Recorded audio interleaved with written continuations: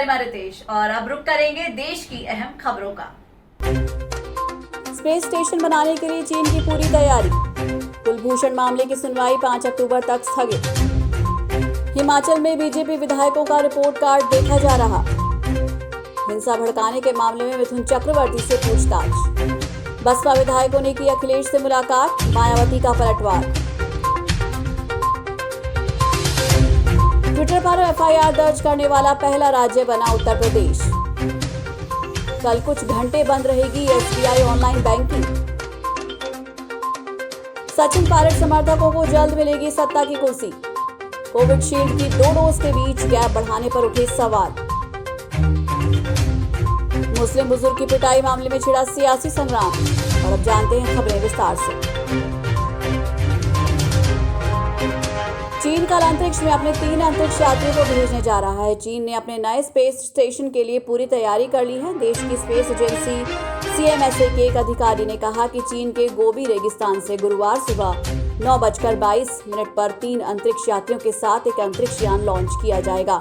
Space agency ने बताया कि अंतरिक्ष यात्रियों को स्पेसशिप शिंजू 12 से जूकॉन सैटेलाइट लॉन्च सेंटर रवाना किया जाएगा, जहां ये लगभग 3 महीने तक रहेंगे।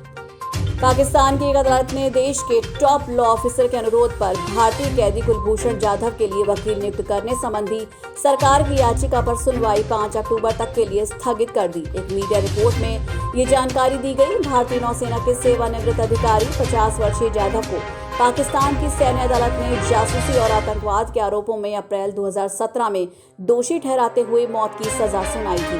भारत ने जाधव को राजनयिक पहुंच न देने और मौत की सजा को चुनौती देने के लिए पाकिस्तान के खिलाफ अंतर्राष्ट्रीय अदालत का रुख किया था। उत्तर प्रदेश और उत्तराखंड में बैठकों का दौर शुरू होने के बाद अब बीजेपी ने हिमाचल पर भी फोकस बढ़ाया है। इस पहाड़ी राज्य में अगले साल चुनाव होने वाले हैं और उससे पहले पार्टी सरकार और संगठन के सभी पेच कस लेना चाहती है। यही वजह है कि पार्टी ने अपने सभी विधायकों से सेल्फ असेसमेंट रिपोर्ट मंगाई है। पार्टी के अब तक के शासनकाल के दौरान क्षेत्र में उनका काम कैसा रहा है, इस संबंध में रिपोर्ट तलब की गई है। विधायकों के अलावा चुनाव में हारे गए प्रत्याशियों से भी रिपोर्ट तलब की गई है और पूछा गया है कि इस दौरान आपने अपने इलाके में कितने और कैसे काम किए। हिमाचल प्रदेश में अगले साल के अंत तक चुनाव होने हैं।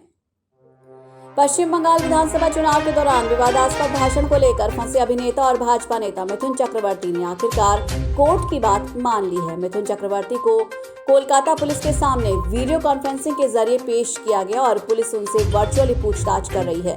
बता दें कि बीते दिनों कलकत्ता हाई कोर्ट ने मिथुन चक्रवर्ती को निर्देश दिया था कि वो वीडियो कॉन्फ्रेंस के जरिए पूछताछ में शामिल हो। मिथुन पर विधानसभा चुनाव के लिए प्रचार के दौरान अपने भाषणों के जरिए चुनाव बाद कथित तौर पर हिंसा भड़काने को लेकर शिकायत दर्ज कराई गई है।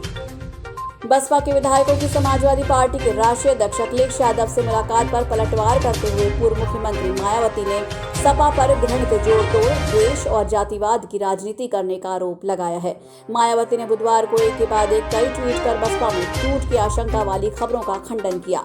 ट्वीट में मायावती ने लिखा कि घृणित जोड़-तोड़, द्वेष और जातिवाद आदि की संकीर्ण राजनीति में माहिर समाजवादी पार्टी द्वारा मीडिया के सहारे ये प्रचारित करना है कि बीएसपी के कुछ विधायक टूटकर सपा में जा रहे हैं, घोर छलावा है। एक अन्य ट्वीट में उन्होंने लिखा कि जबकि उन्हें काफी पहले ही सपा और एक उद्योगपति से मिली भगत के कारण राज्यसभा के चुनाव में एक दलित के बेटे को हराने के आरोप में बीएसपी से निलंबित किया जा चुका है।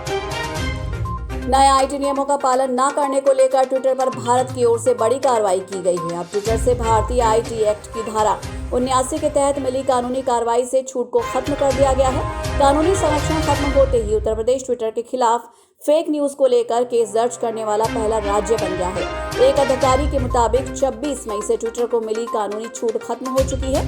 सरकार ने पहले ही ट्विटर को ये चेताया था कि अगर उसने नए आईटी नियमों की पालना नहीं की तो उसे आईटी कानून के तहत दायित्व से जो छूट मिली है वो वापस ले ली जाएगी।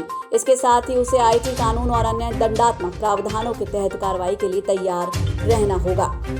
अगर आपका खाता स्टेट बैंक ऑफ इंडिया में है तो ये खबर आपके लिए जानना बहुत जरूरी है, वरना कल यानी कि 17 जून को आपके काम अटक सकते हैं। दरअसल एसबीआई ने अपने ग्राहकों के लिए अलर्ट जारी करते हुए बताया है कि 17 जून को रखरखाव के काम के कारण उसकी डिजिटल सेवाएं कुछ घंटों तक प्रभावित रहेंगी। आपको बता दें कि बैंक अपने ग्राहकों को बेहतर सुविधा देने के लिए लगातार कुछ अपग्रेड्स करता रहता है, जिससे ग्राहकों को डिजिटल सुविधाएं आसानी से मिल सकें। इससे पहले 13 जून को भी एसबीआई की कई सेवाएं प्रभावित हुई थी। राजस्थान में सचिन पायलट खेमे का दबाव अब रंग लाता दिख रहा है। सीएम अशोक गहलोत ने अपने मंत्रियों के बीते 2 साल का रिपोर्ट कार्ड मांगा है। इसमें किसी का प्रदर्शन यदि संतोषजनक नहीं पाया जाता है तो फिर उसकी छुट्टी की जा सकती है। कैबिनेट विस्तार और फेरबदल के बीच सीएम अशोक गहलोत का ये कदम अहम है। मुख्यमंत्री अशोक गहलोत ने मंत्रिमंडल सचिवालय को इस संबंध में निर्देश दिए हैं, जिस पर मंत्रिमंडल सचिवालय मंत्रियों के कामकाज की परफॉर्मेंस रिपोर्ट तैयार करने में जुट गया है। कोरोना वायरस की वैक्सीन कोविशील्ड की दूसरी खुराक लेने के लिए टाइम गैप बढ़ाने के अपने फैसले का सरकार ने बचाव किया है। सरकार ने बताया है कि वैज्ञानिक साक्ष्यों और तथ्यों के आधार पर सरकार ने कोविशील्ड की 2 डोज के बीच अंतराल बढ़ाने का फैसला लिया। नेशनल टेक्निकल एडवाइजरी ग्रुप यानी कि NTAGI के अध्यक्ष NK अरोड़ा ने मंगलवार को कहा कि कोविशील्ड की 2 खुराक के बीच 12 से 16 सप्ताह का अंतराल बढ़ाने का निर्णय वैज्ञानिक साक्ष्य पर आधारित है और ये पूरे पारदर्शी तरीके से लिया गया। केंद्रीय स्वास्थ्य मंत्रालय के एक ट्वीट के अनुसार अरोड़ा ने कहा कि टीकाकरण के इस फैसले को लेकर राष्ट्रीय तकनीकी सलाहकार समूह के सदस्यों के बीच कोई असहमति नहीं थी। बता दें कि सरकार ने 13 मई को कहा था कि उसने कोरोना वर्किंग ग्रुप की सिफारिशों को स्वीकार कर लिया है और कोविशील्ड की वैक्सीन की 2 खुराक के बीच के अंतर को 6 से 8 सप्ताह से बढ़ाकर 12 से 16 सप्ताह कर दिया है। गाजियाबाद के लोनी में हुई मुस्लिम बुजुर्ग की पिटाई के मामले पर सियासी संग्राम छिड़ गया है। बीजेपी ने मामले को सांप्रदायिक रंग देने की कोशिश करने का आरोप लगाया है। यूपी के सीएम योगी आदित्यनाथ के बाद अब कैबिनेट मंत्री सिद्धार्थनाथ सिंह ने समाजवादी पार्टी पर जमकर निशाना साधा है। उन्होंने राहुल गांधी और असदुद्दीन ओवैसी पर राष्ट्रीय सुरक्षा कानून लगाए जाने की भी मांग की। दरअसल गाजियाबाद से एक मुस्लिम बुजुर्ग शख्स का वीडियो वायरल हुआ। वीडियो में दिख रहा है कि बुजुर्ग शख्स मारने वालों के आगे हाथ जोड़ रहा है, लेकिन वो उसकी नहीं सुन रहे। आरोपी बुजुर्ग की पिटाई करते जा रहे हैं। पहले ये आरोप लगा कि आरोपियों ने पीड़ित से धर्म विशेष के नारे लगवाए, लेकिन बाद में पुलिस ने खुलासा किया कि बुजुर्ग ताबीज बनाता था, जिसका उल्टा असर करने पर मारपीट की गई। न्यूज़ में फिलहाल इतना ही। देश और दुनिया की तमाम खबरों के लिए देखते रहिए शिव 24।